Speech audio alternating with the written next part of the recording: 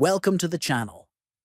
Today we will explore how to create a private browsing shortcut in Firefox Nightly on your mobile device. This feature helps you quickly open a private browsing session without navigating through multiple menus. First, open the Firefox Nightly browser on your mobile device. Next, look at the top right and tap on the three-dot menu icon. Then, from the drop-down menu, select Settings. After that, scroll down to find the Private Browsing section.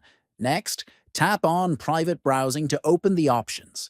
Then, select Add Private Browsing Shortcut. Finally, confirm by tapping Add to place the shortcut on your home screen. Once added, you can access a private browsing session directly from your home screen with just a single tap. Thanks for watching, and stay tuned for more tips and tutorials.